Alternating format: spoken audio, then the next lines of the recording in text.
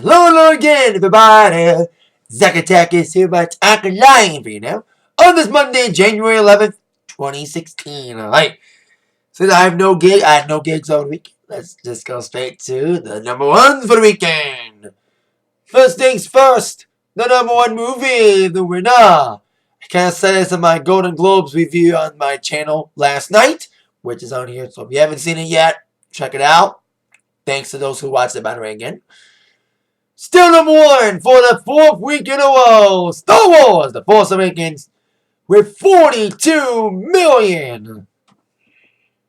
Well, The Revenant, which dominated the Golden Globes in the drama category, is winning Best Drama Film, and even Leo won Best Drama Actor, and Alejandro Iñárritu won Best Director, debuted with a decent 39 mil at number 2. Well, actually, debut. It didn't debut at number 2. But it jumped from 23 to number 2 because it was open nationwide. It probably was in theaters, but it probably expanded to more theaters over the weekend. That's why it did well after 3 weeks. So they're going against The Revenant for a top spot, while The Forest bombed. Yeah, that piece of shit horror film. Only debuted with 12 mil. Meanwhile, Billboard number ones with a still number one album, and that's Adele. 7 weeks at number one, and Adele is the first woman to have an album stay at number one for 7 weeks in a row. First time since '87. In the first since Nielsen SoundScan started doing the sales in '91. The last woman to be number one for 7 weeks on the album charts was Whitney Houston's Whitney in '87. So while Adele reigns supreme on number one again album, her reign atop Billboard's top 100 is over after 9 weeks. 10 weeks, Adele is kicked off by Justin Bieber. Yep, his second number one from his album, Purpose Sorry. Lands at number one on the Billboard Hot 100, while Love Yourself is number one digitally.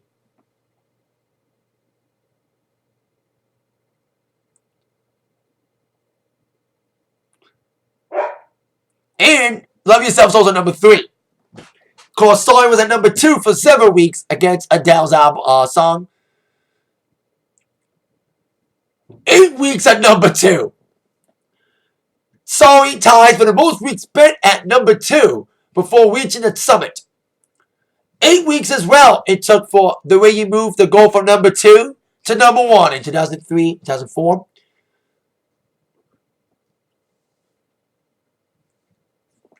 So there you go. After being stuck at number 2, Sorry is now number 1. Interesting song to be number 1. Because I like Sorry. I kind of like Bieber's stuff again. Best songs in forever. Sing of the Grand's the number 1 movie. Star Wars, your new number 1 single, Bieber. And of course, Billboard number 1 album still, Adele. So, let's get to it. The most talked about news article of the day in the world of music. A couple weeks after the death of Lemmy from Motorhead, another music icon has passed away just hours after the Golden Globes and 2 days following his 69th birthday, in releasing what would now be his final album, Black Star, and his final video, Lazarus. A man known by many names: the Thin White Duke, Ziggy Stardust, or just Bowie. Yep, David Bowie has passed away at the age of 69 after a secret battle with cancer. Kind of like Lemmy's death, because Lemmy died after being diagnosed with cancer, but hiding it. But we don't know Lemmy was sick, and even Bowie looked sick. Rolling Stone, I read when they were talking about his new album, there was rumors of Bowie being in ill health, but his producer said that Bowie just worked on a grueling album. He's not sick, but they knew. Even his producer on the album said that his album and his video was goodbyes. That they all knew David Bowie was ill. Tony Visconti said that he knew Bowie was ill. Of course, Bowie, in my mind, a trendsetter, a big icon in the world of music. His androgynous look, especially during the Ziggy Stardust era, influenced a lot of artists, including Madonna, who, like many others, mourned the death of Bowie on social media and exploded. The news came out like at 2 o'clock this morning. I was on my computer checking my email, and it said in my email, breaking news, David Bowie died. I was like, wow, I thought it was a hoax or something. I think a lot of people were hoping it was a hoax, but sadly it's not a hoax. It is true that Bowie has passed away, known for many hits like Changes, Rebel Rebel, Let's Dance, Go to the List, China Girl, Genie. So many. So a lot of people started mourning, including Madonna, who has said publicly in the past that one of the very first concerts ever was David Bowie at Coldplay Hall in Detroit. And she even accepted his Rock and Roll Hall of Fame honor in 1995. Writing on Twitter, I am devastated. This great artist changed my life. Talented, unique, genius, game changer. The man who fell to earth. Your spirit lives on forever. And she also posted a photo of her when she met David on the Glass Spider tour in 87 on her Who's That Girl tour. Like they were both touring the same year. Writing, so lucky to have met you, hot tramp. I love you so. Quoting Rebel Rebel. And speaking of that Glass Spider tour, Peter Frampton, who was a guitarist on that tour, wrote a statement as well saying, I am in shock hearing this news about David. He was a dear friend and mentor to me. He gave me help when I most needed it. My thoughts are with his wife, Aman, and his children on this very sad day. Brian Eno produced a lot of David Bowie's albums, mostly in the 70s, including a big sequence of albums near towards the end of the 70s. Saying that David's death came as a complete surprise, as did everything else about him. I feel a huge gap now. We've known each other for over 40 years. Over the past few years, our connections have been by email. About a year ago, we started about Outside, the last album we worked on together. We both liked that album a lot and felt it had fallen through the cracks. We felt we were going to revisit it someday. I received an email from him a week ago. It was funny as always and as surreal, looping through word games and illusions and all the usual stuff we did. It ended with this sentence. Thank you for our good times, Brian. They were never what. And it was signed Dawn. I realize now he was saying goodbye to a lot of people who knew him.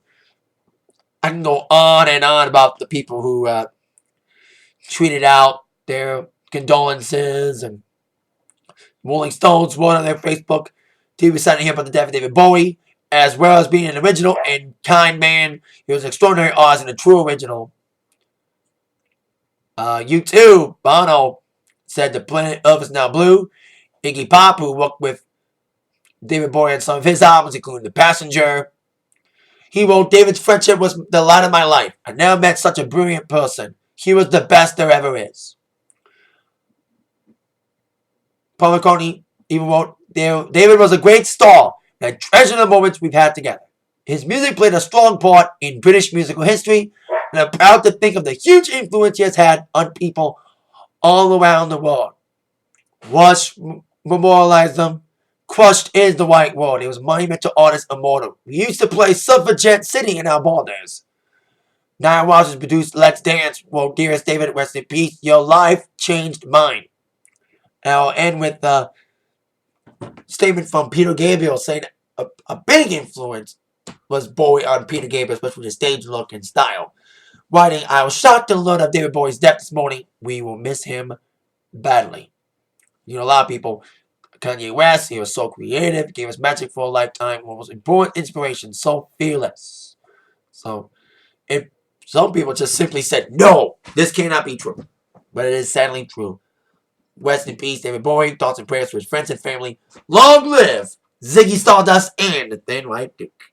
So there you go. Cheers to you, buddy. Now let's get back on the good foot. Of course, David Bowie was an influential artist, especially on the live stage. He retired from live performances about 10 years ago on the reality tour. But other people are still going to be touring, including a country artist and an alternative artist. Let's get to the country artist first. Keith Urban, who's had an interesting year with a big hit in the country charts. John Cougar, John Deere, John 316. It's going back on the road this year with his Ripcord World Tour, which will be the name of his next album, which he's currently working on in between various other things. Of course, he's American Idol and all that great stuff. He'll be touring mostly amphitheaters and arenas with his opening act, Brett Eldridge, who I saw a couple years ago. I like his stuff. Saw him at the Nash FM Free For All, and an up-and-coming singer-songwriter. I just discovered her because she was opening up for Mr. Keith Urban, being Maren Morris. I saw YouTube clips of her because I was like, who the heck is she opening up for Keith Urban? I like her stuff. You know, she could be like a Casey Musgraves type singer-songwriter, not as provocative as Casey Musgraves, but still very, very interesting voice in the world of country music. The first leg, as he's calling it, will kick off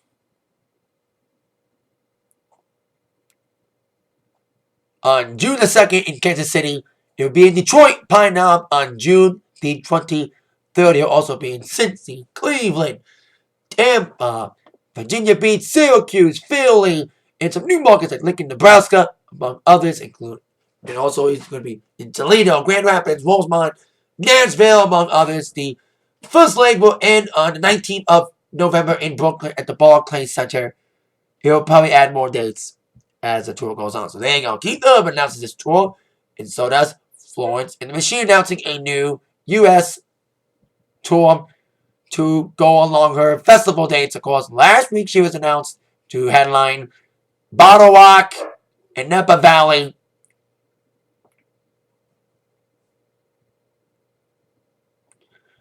I think she was announced also. I don't think. Is she doing Coachella? I think. But I forgot. I know she did it last year. Big year for her with the headline slot in Coachella, replacing people. And also releasing how beautiful, how big, how blue, how beautiful. Getting some Grammy nods as well. And the promotion for that album continues with several opening slots from Grimes and of Monsters and Men, who will be opening in Detroit on June 11th at the Knob as well. Other stops include Houston, Orlando, Miami, Kansas City, Denver, Cleveland, Ohio, Boston, and New York Barclays as well. So there you go. Two artists announced their tours today. Like I said, Keith Urban and Florence and Machine. Airing some Super Bowl news. Speaking of alternative bands, Coldplay. Of course, we're always doing the Super Bowl halftime show. I like their stuff, and I like the stage shows and stuff, but I'm not thinking of Super Bowl material. We'll see if they can salvage the show. How about adding Beyonce? Beyonce, of course, did a halftime show back in 2013. Has been announced as a special guest for Coldplay. They even said it when it was announced back in December that Coldplay was doing it. There might be some special guests like Rihanna, who did a song with them. I forgot Beyonce did one. But Beyonce has been confirmed to appear during Coldplay's halftime show. Maybe some other surprises. Some people need guests to carry their show. Others don't need guests to carry the show. Like Bruno Mars, I thought he needed the Chili Peppers. He didn't need the Chili Peppers. Katy Perry didn't need Lenny Kravitz per se, but Missy, great comeback jaunt for her after the Super Bowl appearance. So, but Beyonce needs to kind of carry Coldplay. Because I like Coldplay, but I just don't think they're Super Bowl, especially Super Bowl 50. Come on. NFL could have done better for NFL. Super Bowl 50. Super Bowl 40 was the Stones. Why couldn't get anybody good like that for Super Bowl 50? I know they're doing more current stars now for the last 5 years. Getting, besides Madonna, they had like Beyonce and Katy Perry and Black Eyed Peas and Bruno. Like I said, more current artists doing a Super Bowl halftime show, but come on, Super Bowl 50. Should be a lot more bigger. So there you go. Beyonce, fresh off a lip sync battle cameo, which is awesome, doing the season premiere on Thursday on Spike TV with Channing Tatum and his wife. Announcing she'll be at the Super Bowl, guest appearing doing the Coldplay show. And that is it for the Atakline for today. Thank you very much for watching with that monument act by the news from Zach. See ya! Yeah.